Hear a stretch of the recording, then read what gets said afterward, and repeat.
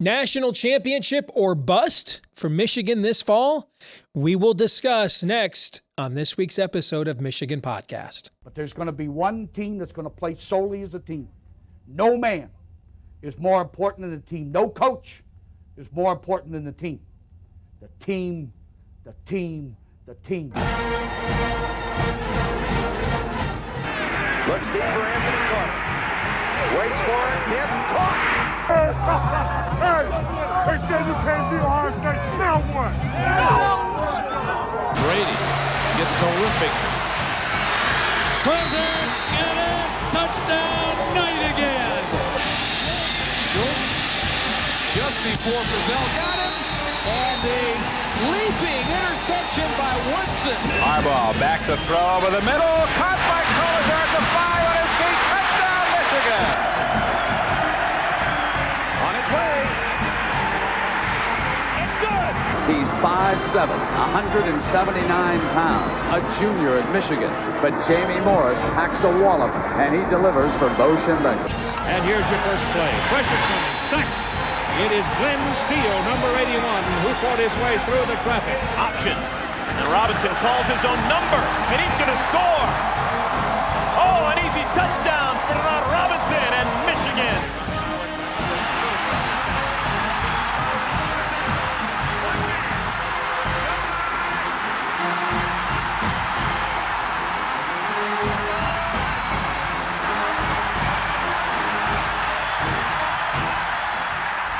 Win it. We're going to win the championship again because we're going to play as a team. And when we play as a team and the old season is over, you and I know it's going to be Michigan again. Michigan.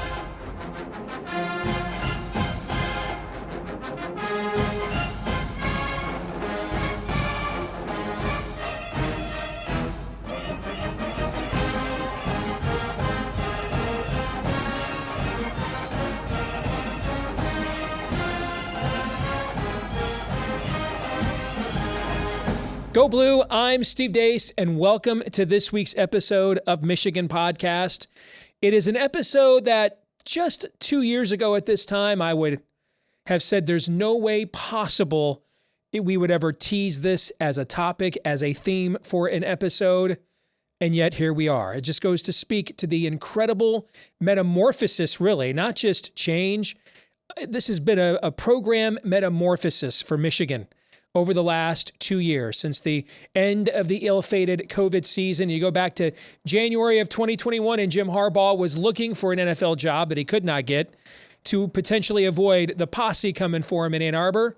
2 years later, National Coach of the Year last year, Big Ten Coach of the Year this year. And for the second straight year now, Michigan will come off a playoff team, returning 33 of the 44 players on the two-deep and about 70% of its production. Second straight year, Michigan has returned that much talent from a team that made the college football playoff. And this might be the most talented one yet. When you look at a backfield of J.J. McCarthy, Donovan Edwards, Blake Corum, that's the best offensive backfield Michigan has returned since when? Chad Henne, Mike Hart. Now we're going back nearly 20 years. It's been a minute. Frankly, it's not often that any team returns an offensive backfield that talented. This offensive line may be the best one yet. In the last 2 years, Michigan won the Joe Moore Award. The Wolverines, 11 deep on the offensive line. We've got a 5-star recruit, Miles Hinton, younger brother of Chris, transferring in from Stanford. I don't know where he's going to play. I'm not sure he's a starter. That was a 5-star recruit. He might be one of the reserves this fall on the offensive line. Wide receiver, very talented room again. You look at defense. A lot of the key contributors on defense are back. Junior Colson, Michigan's best linebacker, will return. Maybe Michigan's best all-around defensive player. You look at the safety group that Michigan has coming back. Will Johnson came into his own. Yes, you're looking for a second corner now, but it's not like Michigan has not recruited well there. Pretty much the only spot on Michigan's entire roster right now that you are concerned about out of 24 positions, is the second corner and who replaces the legend Jake Moody at kicker. But they've got a young man in Tommy Doman who was maybe the top kicking prospect in the country who's been sitting there for well over a year waiting his turn. I mean, this team's friggin' loaded. Did you look at next year's schedule? Doesn't look much tougher than this year's schedule was. A bunch of teams you'll beat in the non-conference. This gathering of group of 5 teams is better than last year's sacrificial lambs, but they're still group of 5 teams. You look at Michigan's schedule. Find me the game where you know right now they're an underdog. Michigan's going to be favored over Ohio State for the first time since 2018. Doesn't happen very often. The road game at Penn State, I think this could be a special season for Penn State. I think we could see 2 Big Ten teams make the college football playoff again, except it's Michigan and Penn State this time instead of Michigan and Ohio State. That game will be on the road with a new TV contract. Pretty much guaranteed we won't dodge a bullet this time, and that will be a whiteout game for Penn State. So that's it. I mean, that game and Ohio State, you just split those games. You're probably in the college football playoff because you're 11-1 at worst, and your only loss was to another top 5 team. Or you're 11-1 and you go on and probably win the Big Ten championship in Indianapolis against the West. I mean, this team's loaded. It's loaded on paper. It's loaded in the coaching staff. The schedule is beyond favorable, manageable. I don't know. I mean, you don't say this very often about Michigan, but it kind of feels like national championship or bust. It feels at least like national championship game or bust. And then, once you get in there, you're going to play a Georgia, Alabama kind of a program that recruits at a different level than you. So who knows what happens. But at the very least, Michigan should be the preseason number 2 team in the country when the polls come out this summer. Let's find out what they think on the other side of the septic tank. We'll get the scarlet and gray view of things next.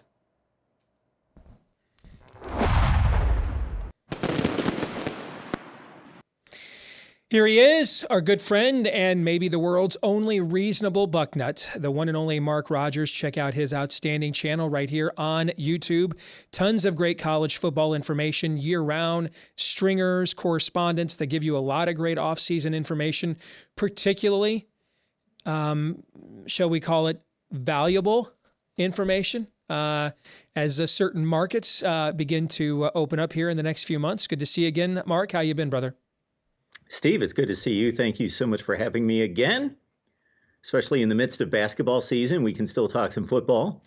Oh, believe me, I'm looking not to talk about the college basketball season. This is one of the softest, most disheartening Michigan teams I've ever seen. First and foremost, I asked you how you've been. We should mention for people that maybe don't follow either one of us on Twitter or hadn't heard the news, we wanted to extend our condolences to you and your family on the passing of your mother, which I learned about following you on Twitter. And I'm a mama's boy myself, so I can completely empathize with what your family is going through. On the other hand, for those of us with faith, it's a celebration at the same time of mourning. But I definitely wanted to make sure that the audience heard the news and could issue collectively with me here on the show just condolences and prayers and well wishes for you and your family. Thank you, Steve. You explained it perfectly. Mourning, going to miss her, of course, but there was certainly celebration yesterday as well. Amen. So let's get into what I opened the show with. And I was just thinking to myself as I was talking about it, Mark, 2 years ago at this time, Jim Harbaugh was basically begging for a job in the NFL to get out of Ann Arbor before the posse showed up. All right. And then he was National Coach of the Year. And then he was Big Ten Coach of the Year. So here we are. And this is the second straight year that Michigan is going to return 33 of the 44 players on the 2 deep of a playoff team. Right now, I'm estimating about 70% of Michigan's production overall will be coming back. In terms of the offensive backfield, it's the best at Michigan I can remember in a while. J.J. McCarthy, Donovan Edwards, Blake Corum. I actually think this offensive line, Mark, is going to be more talented than the last 2 overall. it goes 11 deep. We've got a 5-star recruit transferring in from Stanford, Chris Sitton's younger brother, Miles. Mark, I don't think he's going to play. Not this year anyway. I mean, I think he's hitting I think he's going to be among the reserves. Defensively, a lot of the key players are coming back. Your biggest loss is Mike Morris at pass rusher, but that's been a position that pretty much the entire Harbaugh tenure, they have found that. And they've put so many guys at that position in the NFL, and young guys like Derek Moore, who was a big-time recruit, Braden McGregor, who played incredible in Columbus against Ohio State. And it's not like they're going to lack for players there. I mean, maybe, who's the second corner going to be, but they've got plenty of guys they've recruited there. They can go grab somebody in the portal. Maybe the biggest loss is Jake Moody at kicker, but the guy behind him, Tommy Doman, was maybe the top kicking prospect in the country a couple of years ago. The schedule kind of looks similar to last year. I don't know, man. Is it national championship or bust? Or is it at least national championship game or bust? What are your thoughts? Steve, you spit in the eye of the national media perspective at this point last year. And Steve, I trust you. I trust the metrics. I trust your delivery on Michigan football and where you stand. So I was somewhere in the middle because I looked at David Ajabo, Aiden Hutchinson, that wrecking crew coming from both ends of the line of scrimmage at the quarterback, and just thought Daxton Hill's one of the best defensive backs we've seen in this program in quite some time. I wasn't concerned about the Hassan Haskins loss, all due respect to him because of the dynamic aspect of Donovan Edwards and, of course, Blake Corum. So the offense, I thought, was in great hands, especially with the upgrade to J.J. McCarthy. But I really thought that the defense would be, of course, good. But I really thought you lost that dynamic aspect. And I was somewhat in between you and the national perspective. Now we arrive with similar numbers, or as you put the framework to it, even a more compelling case that Michigan's going to be strong and the best team in the Big Ten and the team to beat and a national championship contender. When I look at the rivalry, and of course, that's what it comes down to. It comes down to the rivalry. Until USC comes into the league and proves otherwise, it's still about Ohio State and Michigan. This rivalry is now flipped for the first time since Jim Tressel went to Ann Arbor in 2001 and guaranteed a win. Because like a lot of folks out there, I didn't completely buy into the first win, albeit for 2 scores in dominant fashion, Big Ten championship. It all went together to a playoff. I had to see it again, and we saw it again by 3 scores this time. So it's Michigan's conference. They are the king. And so this rivalry and the conference is flipped, and Michigan's in control. You mentioned some of the NFL losses. Ronnie Bell should be noted as well. Very productive, great player, great program player. Will play in the NFL, so I shouldn't necessarily tag him a program player, but not a superior number 1 threat. Caught 62 passes last year, provides a lot in the leadership aspect. But Olu Oluwatimi, of course, I sang his praises along with everyone else throughout the season. I just thought he was just such a phenomenal addition.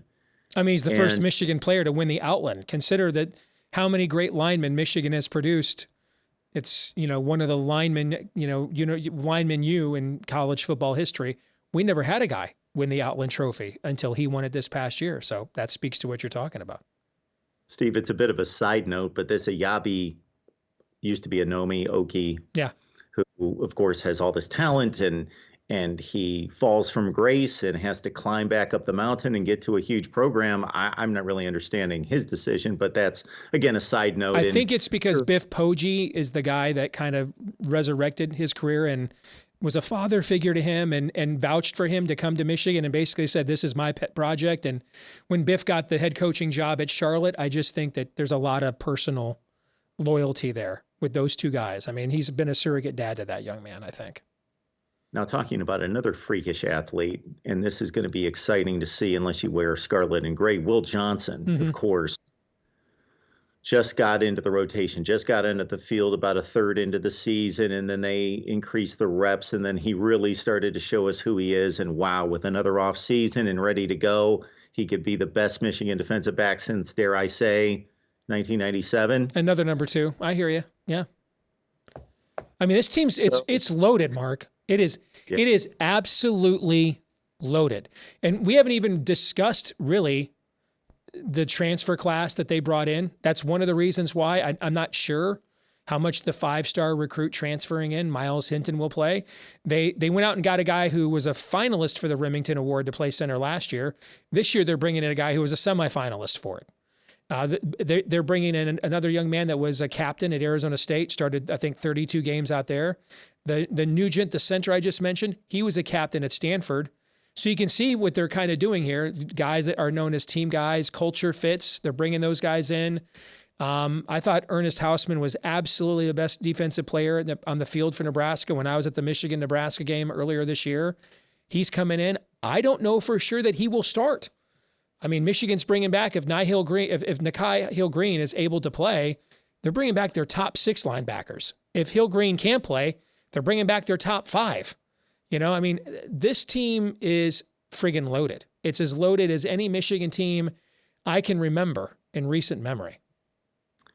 Steve, my one concern for down the road, not necessarily for this upcoming season, but I think we're both fairly believers of the recruiting rankings. The recruiting has to get better to be elite. Agreed. On a consistent basis, unless they're just that sharp. Well, they had the one. This last class was below average for me. I mean, it's basically a Wisconsin, Iowa level class, and I think 2 things happened. One, the head coach went and did an interview, thought he was taking an NFL job on National Signing Day. So that essentially destroyed all your momentum in January and February coming out of the playoff. And the other thing that happened is Michigan was just very, very slow on the NIL front. Now, I believe imminently Michigan is going to be announcing a new standard on NIL, one that will reshape a lot of the country. Open collectives, open position group, essentially salaries. And I think that they'll get the NIL house in order here in time for the 24 class. But if you go look at the previous 3 classes, Mark, before this one, I absolutely believe in terms of top-level talent and culture fit, they're the best 3 classes Harbaugh has had and stacked together. And it's no coincidence that as a result, he's had the 2 best seasons he's had back-to-back. Now, Steve, when you do say national championship game or bust, you know, I remember you placing the Michigan program at a certain level back in 2019, meaning this is the Clemson, Ohio State, and you went down the levels, and where there was a precarious position for the Stanfords of the world had fallen off the wrong way. Michigan, what was going to happen with them? Well, they've answered the bell and answered the question, but maybe after 3 consecutive, what would be national semifinal losses, maybe the Buffalo Bills stigma sets in. Yeah. I don't know, though, that hurts reality as much as it does people's perspective of where the program is, and they can't get over the hump. So a year ago, I predicted that 2 Big Ten teams would make the playoff. This is the final year of the 4-team field. We're going to have 12 in 2024. And I predicted both Michigan and Ohio State would make it. Do you think we could see it again? But this time it's Michigan and Penn State. Well, I do think that Ohio State still significantly has a better roster than Penn State, but they don't have the proven trigger man. But for anyone who's ready to start piling on Ohio State and putting them away for the season and not giving them much of a shot, of course, they have a run of quarterbacks who were unproven, who have certainly met the task in C.J. Stroud, Justin Fields, Dwayne Haskins, and even J.T. Barrett to a certain extent. So they're going to have 2 potentially upper echelon quarterbacks, and odds are telling us, and with the talent around them, that one of them is going to be good enough to be an Ohio State quarterback. I think it's more about defense, and it's more about becoming a defense that can play top flight defense against upper echelon opponents, and something Jim Knowles didn't accomplish at Oklahoma State until he was ready to, hit the door at the end of his career and tenure there at Oklahoma State. So, Drew Allar's mighty impressive. in the short stints that he's been on the field. And I know Penn State fans are excited, and they have reason to be. However, the Ohio State roster is still a notch above. To that end, I went back and looked since Ohio State's 2002 national championship. So we're going back a little over 20 years. The Buckeyes have only lost more than 2 games in the regular season twice. And in both of those seasons, they were in the midst of or coming off a coaching change. So, no. It was just the interim coach year and then another year. That's it. Since 2002, that's it. That's Ohio State's has only lost more than 2 regular season games twice, and one of them was with an interim coach. That's an incredible run, Mark. That kind of speaks to what you're talking about. Yeah. Aside from Luke Fickell's year in 2011, Ohio State's worst Big Ten record since 2004. Their worst Big Ten record, 7-1. Mm-hmm. This is going to be interesting, though. I think Drew Allar, or is it Aller? I don't know how it's pronounced. But it's Aller. Thank you. I think he's the most important player in the Big Ten this year. Because Penn State is quietly, because the amount of guys that Michigan brought back and the amount of talent that Michigan added from the transfer portal, Penn State quietly, Joey Porter Jr. aside, brought a lot of guys back too. Penn State quietly did very well in the transfer portal too. And they already had, they think they had in 2022 and 2021, they think they had their 2 best classes stacked back to back under James Franklin, right? So you got Nick Singleton and a lot of those guys in those classes, To me, the question is Drew Aller. Is he ready? And the one thing I thought that they didn't do that Michigan did with J.J. McCarthy, we saw Drew Aller more than Kyle McCord, obviously, but we didn't see Drew Aller the way we saw J.J. McCarthy. I mean, J.J. McCarthy still played at times in big games when they were on the line. Like he had a big-time throw against Ohio State in that freshman year, for example, okay? We didn't really see Drew Aller do that very often. We didn't really see him in situations where he was under center and in needing of making a play. And I think that was a wasted opportunity for Penn State this year, in my opinion. But if he is able to play anything close to 5-star, I think you could see a situation where all 3 of those teams are sitting there in the top 5 or 6. All 3 of those teams are on the screen on the final day of the college football playoff ratings, because they list the top 6. I think you could see all 3 of those teams on that screen. It's just a matter of what order they're in. Yeah, James Franklin did miss an opportunity, though, because for as much as there was criticism against Jim Harbaugh in the amount of passing in those early games with Cade McNamara and J.J. McCarthy trying to break him in 2021 and also 22 to a certain extent once it was locked in on JJ.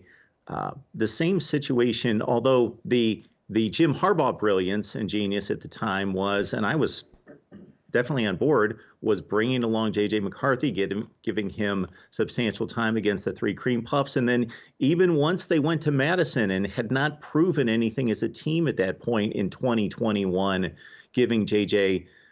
People forget he scored the go-ahead touchdown in that game. Yes. Yeah. And so I just thought that was worked extremely well by Harbaugh. I thought that was one of his best coaching moves and handling of a situation. And then through the entire offseason and then into the beginning of this past season and handling the Cade McNamara situation and being able to prove that JJ's the better quarterback. I think for that year and a half, that was his best handling of any situation that I've seen as a head coach. I agree. And I think in all the preseason magazines, I think all 3 of those teams will be in the top 6. I do. So I think half the top 6 will be those 3 teams in the Big Ten East. And then Georgia and another team out of the SEC, that's 5. And, I guess, we see who gets ranked, who's the 6th. There'll probably be a lot of debate about who the 6th team is, but I think half the top 6 teams and all the preseason magazines will be those 3 out of the Big Ten East. So it'll be an interesting offseason, Mark. Yes, of course, with a 9-game conference schedule and having played 8 games against everyone else, if you do or I guess it's 7 games against everyone else, those 3 teams went 21-0 against the rest of the Big Ten, and we could see the same exact thing, and it's all going to come down to the 3 matchups against each other. Should be fascinating. Should be. Good stuff as always, brother. Appreciate you. Thank you very much. Thanks, Steve. This week's Twitter poll results, we asked you on Sunday. Selection Sunday is 49 days from today. Will Michigan make the NCAA tournament with its 0 quad 1 wins? 81% of you had the correct answer, no. 19% of you said yes. I wish I had the hope that you have, but this is not a good team. It's not a fun watch. It's one of the softest Michigan teams I've ever seen, like Tommy Amaker era soft. It's a soft team. It's a tough watch. Doug McDaniel's starting to come on now. That's good, but he's also playing a year earlier than he should have because they've mismanaged the roster. It's just, I don't know. They're a tough watch. A tough watch. So my answer would be no. I mean, we're heading into February with no quad 1 wins. You know what? If Michigan manages to upset number 1 Purdue on Thursday, come talk to me. And barring that happening, sadly, I'm going to be a no on that. That brings us to our feedback of the week from Otto Van Aaron. Can Michigan even make the NIT this year? My answer is no one should make the NIT this year because there should be no NIT in any year. It's an insulting sporting event. It shouldn't exist. I mean, the next 4 or 8 teams in the NHL that don't make the playoffs, they don't have like we're playing for the Stanley Doily. We're playing for the Stanley Coaster. We're playing for the Stanley Windowsill. No, they just go home. They sucked. They weren't good enough and try harder next year. The next 4 or 8 teams in the NFL that don't make the playoffs, they don't play for the Lombardi Coffee Cup, the Lombardi pack of cigarettes. No, they go home. You suck. You weren't good enough and try harder next year. And that's what ought to happen here. 68 teams make the NCAA tournament. If you're not one of them, you suck. Go home and try harder next year. There should not be an also-ran tournament. It's beyond pathetic. If I was the coach of a college basketball team, I'd never accept the bid. Wouldn't even let my players decide. I'd tell them, you suck. We didn't win enough.